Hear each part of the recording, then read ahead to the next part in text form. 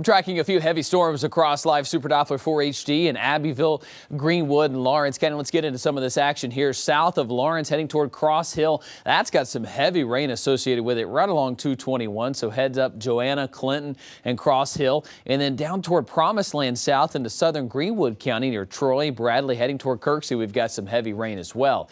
It's a muggy evening across the area, but we're dry in Greenville. It's 83 degrees. Feels more like 86, though, with that humidity. The wind coming out of the south, that brings up that muggy air from the coast, and it's going to be a muggy night as well. We're at 83 degrees right now in Greenville. It's 77 in Asheville. Tomorrow morning when you wake up, we'll see temperatures in the upper 60s to around 70 degrees and then warm up to the 80s tomorrow afternoon. With that comes a chance for some scattered thunderstorms. It will not be a washout, but there will be a good chance you'll see one. About a 40 to 50% chance throughout the day. In Spartanburg, starting off in the 60s, warming into the middle 80s.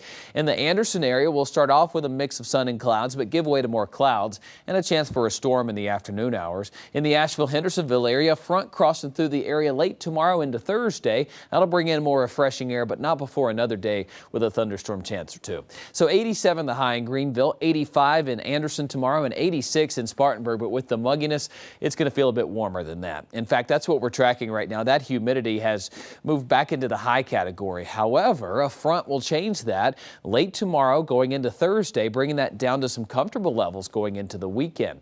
That front still way up to our north, so we're kind of in the thick of it as far as the daytime thunderstorms are concerned. And we're also watching a little tropical wave here disorganized in the Gulf of Mexico. I do not expect big things out of this, but a sloppy rainmaker heading toward the panhandle of Florida. The good news is this front's going to cross through our area with such timing that's going to push whatever that is south of our area. And again, I don't think it's going to be strong for the panhandle of Florida or South Georgia, but some heavy rainfall could occur from Savannah southbound. That front's going to clear us out going into Friday and offer us a northerly wind going into the weekend. That means cooler mornings and warm afternoons heading our way.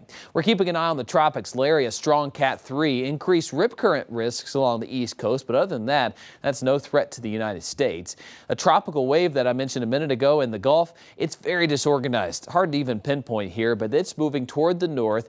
If it gets a name, likely will not. It'll move up toward parts of Florida into South Georgia.